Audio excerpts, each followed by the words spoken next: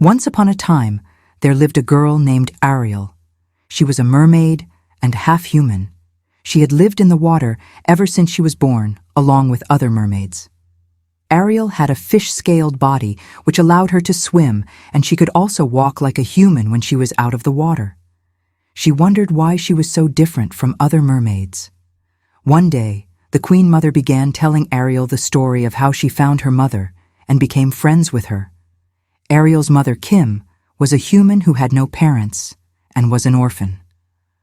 Her parents died when she was 10 years old, and her grandmother took care of her until she turned 15. When her grandmother died, she had nobody in her life and struggled on her own. She would go to the river every day to catch some fish and sell them in the market. That was her only means of survival. Every time Kim went to the river to check her net trap, there were a lot of fish in the net, and she would be so happy, not knowing it was a mermaid who was putting so many fish for her. The mermaids had seen how gentle and lovable she was, and how she sang melodiously before leaving the river.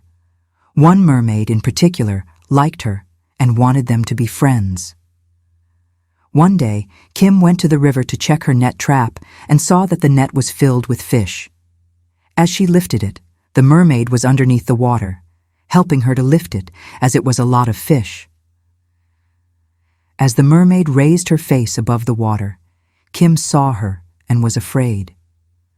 Her hands were shaking as she collected the fish from the mermaid.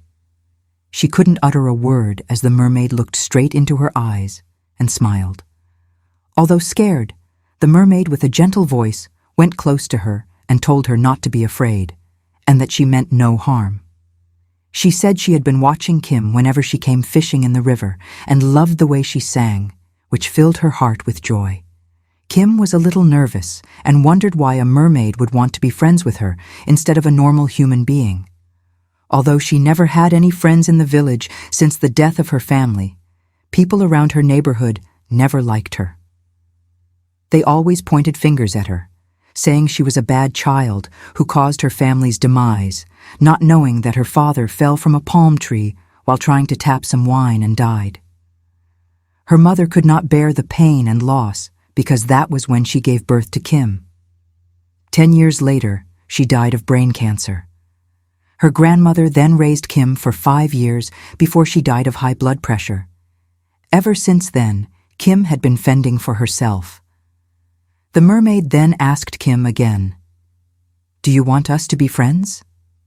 Kim replied with a smile and said, "Yes." The mermaid then hugged Kim and told her she should feel free to visit the river anytime she wanted. Kim was happy because she now had a new friend she could confide in. Each day, Kim visited the river, singing for her friend to come out, and they would play in the river and have fun. Kim narrated everything she had been going through to the mermaid and how she lost her parents. One day, when Kim was going home late in the evening, a man named Anochi watched her coming from afar in the bush path. He went towards her and attacked her. Kim screamed, but nobody was there to help. Anochi held her mouth tightly, took all the fish she had, and ran away. The poor 15-year-old Kim cried as she walked slowly home. The next 3 days, she went to the river and told her mermaid friend what had happened, not knowing she was already pregnant.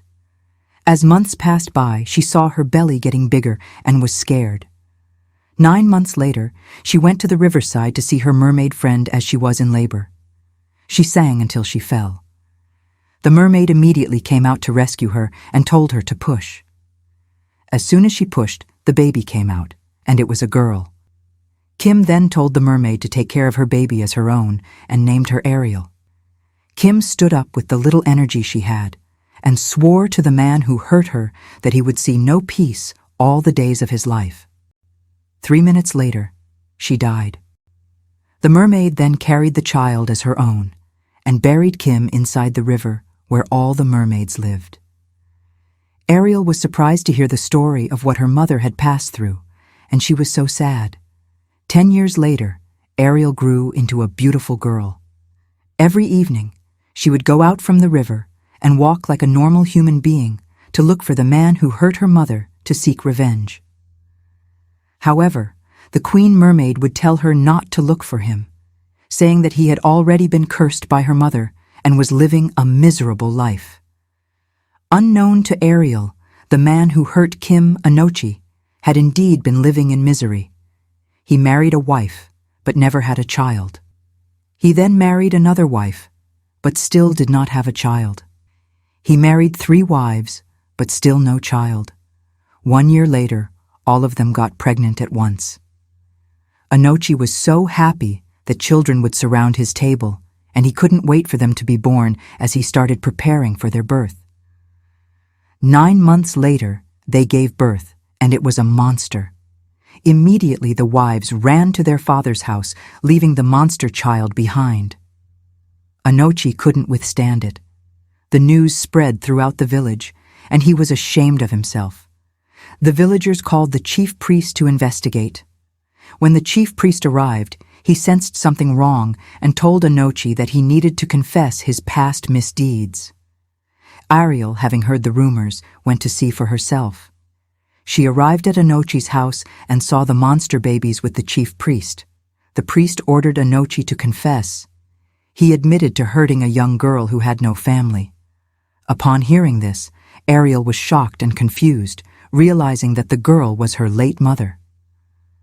The chief priest performed some incantations and revealed that Ariel was Anochi's daughter. Ariel, heartbroken, wept deeply. Anochi, begging for mercy, suddenly passed out. The chief priest ordered the community to get rid of the monsters, believing they would destroy the land. The villagers got rid of the monsters. Ariel, devastated, walked down to the river and never returned to the human world again. The moral of this story is, do not take advantage of people despite their situation or what they are going through.